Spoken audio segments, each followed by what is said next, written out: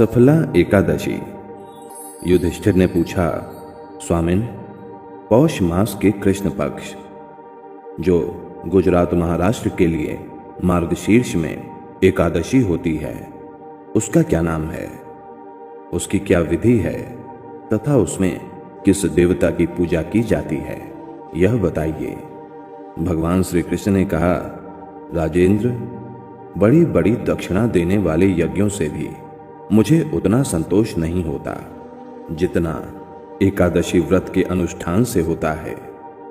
पौष मास के कृष्ण पक्ष में सफला नाम की एकादशी होती है। उस दिन विधि पूर्वक भगवान नारायण की पूजा करनी चाहिए।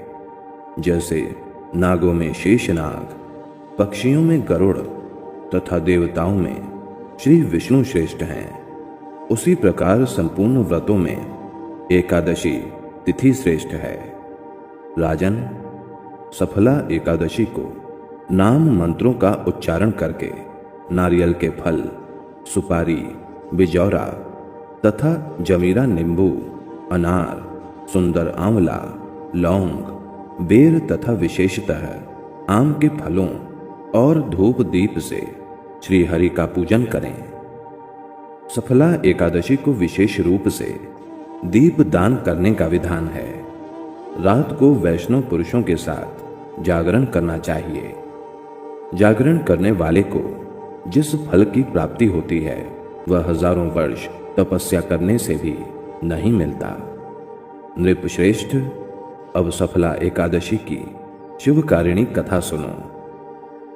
चंपावती नाम से विख्यात एक पुरी है, जो कभी राजा माहिष्मत की राजधानी थी। राजर्षि माहिष्मत के 5 पुत्र थे। उनमें जो ज्येष्ठ था, वह सदा पाप कर्म में ही लगा रहता था, पर स्त्रीकामी और वैश्यासक्त था। उसने पिता के धन को पाप कर्म में ही खर्च किया। वह सदा दुराचार परायण तथा वैष्णवों और देवताओं की निंदा किया करता था। अपने पुत्र को ऐसा पापाचारी देखकर राजा माहिष्मत ने राजकुमारों में उसका नाम लुम्भक रख दिया। फिर पिता और भाइयों ने मिलकर उसे राज्य से बाहर निकाल दिया।